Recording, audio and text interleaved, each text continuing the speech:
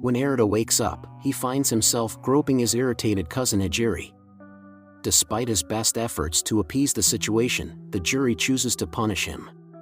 The jury continues to be perplexed during breakfast, and Erida is perplexed by her behavior, even referring to a drawing she did as a child, much to her embarrassment. Following that, the two walk together to their school. Though Erida notices the sun has turned dark while Hijiki goes on about his business as usual, a befuddled Erida chooses to ignore the sight of an unknown girl in her school uniform approaching them, demanding that he awaken or she will eliminate him.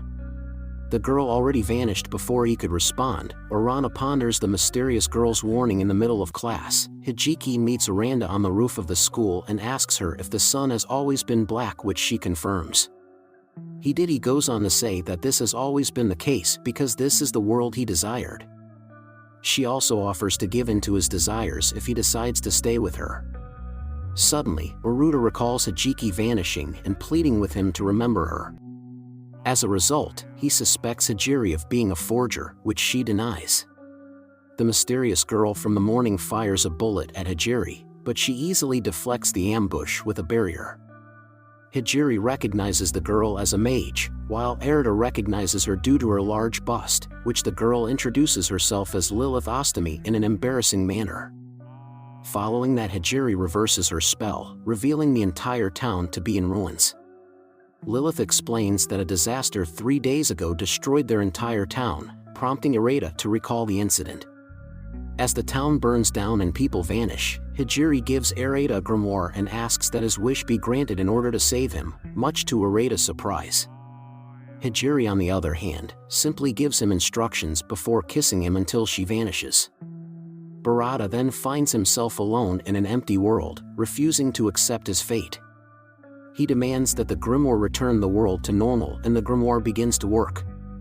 Lilith explains that she was sent from her school to investigate the breakdown phenomenon, only to find that sound unaffected after Erida realizes that his wish to the grimoire was the cause. The grimoire reveals that she was able to recreate the world with ease, despite Lilith's warning that such magic is dangerous.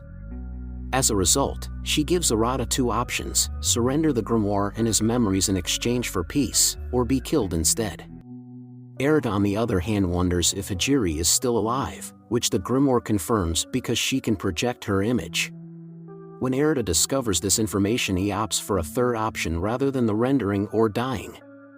Erida arrives at the Royal Biblia's Academy's entrance sometime later, where Lilith greets him, though she's taken aback by the situation.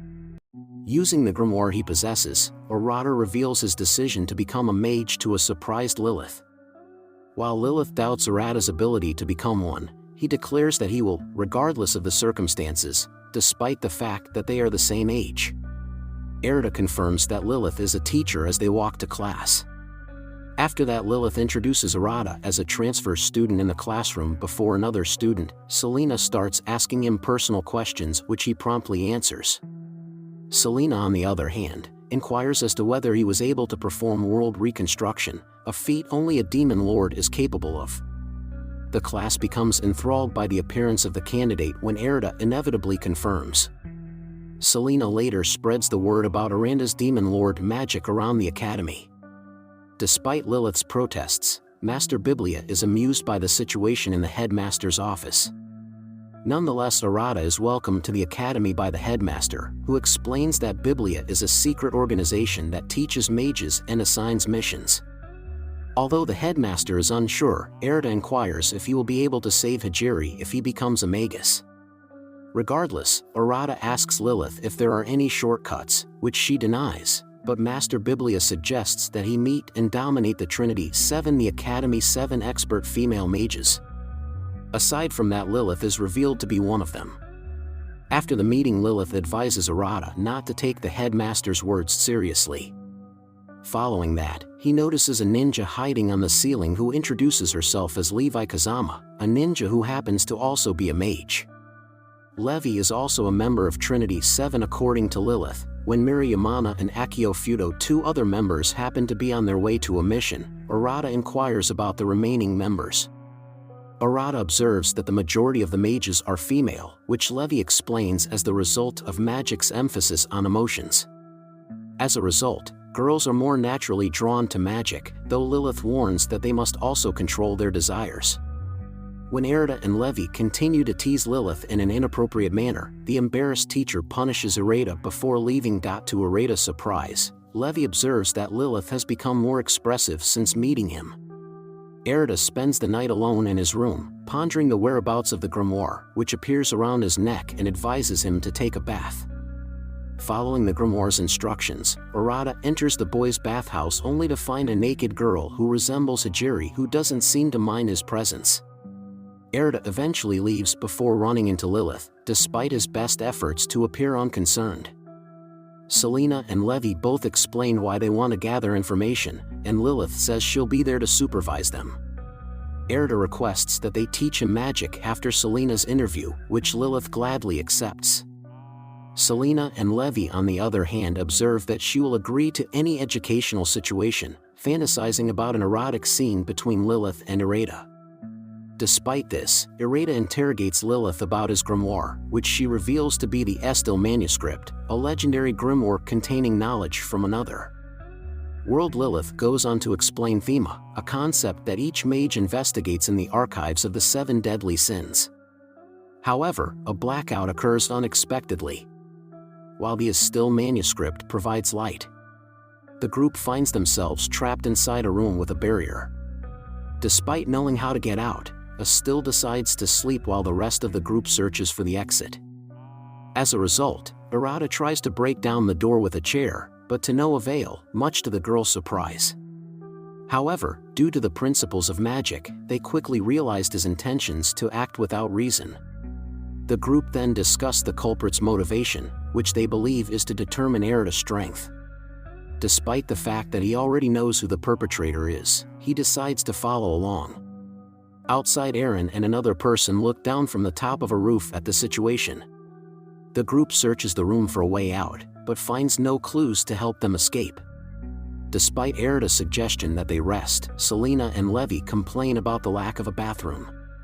Unfortunately, they discover Lilith urgently requires the use of the restroom before the other girls do. With no other options, Erida consults are still only to discover that grimoire half asleep. As a result, Erida, Levi and Selena decided to use her state to deceive the grimoire into believing they found the solution, causing us still to reveal the source under the bed inadvertently. The barrier vanishes after the girls destroy the magical source beneath the bed, allowing them to escape to the bathroom.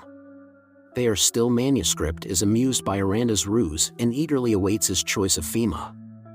While Murata is unfamiliar with the concept of a Thema, Aaron arrives to explain that Thema is a lifelong research project that allows managers to use magic.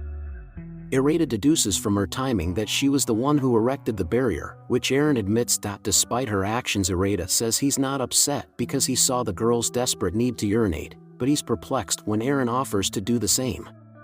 Due to her resemblance to Ajiki before becoming acquainted with her, Erida becomes unstable when interacting with Aaron, according to the Still manuscript. As the two become friends, Erida inquires about Aaron's decision to lock his room.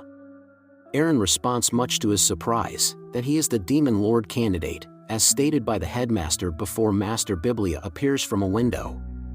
As a result, the two choose to ignore the headmaster and carry on their conversation somewhere else. Much to Biblia's surprise, Erida and Lilith continued their investigation of Aaron in the infirmary. Master Biblia stated that if the Demon Lord candidate was placed in a stressful situation, another breakdown phenomenon could occur.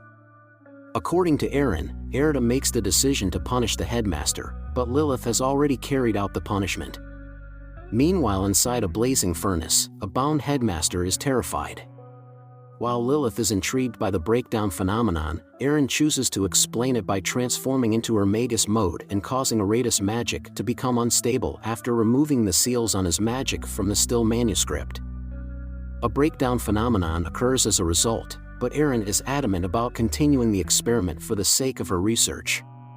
She didn't expect the effects to be as strong as they were. Selena meets with Levi, who informs her that a breakdown phenomenon is taking place. Outside of the academy, Master Biblia finds Aaron's antics amusing, but she cannot allow the school to close. As Erida's magic becomes increasingly erratic, Lilith decides to intervene, but Eren refuses to let her, regardless of the outcome. However, after completing their most recent mission, Akio and Mira appear out of nowhere. Mira uses her Superbia archive magic to neutralize the breakdown phenomenon while also paralyzing Eren and Lilith's movements, giving Akio the opportunity to eliminate Erida before dealing the final strike. Akio apologizes to Erida, and that's the end of the video. As always, if you liked what you saw, subscribe to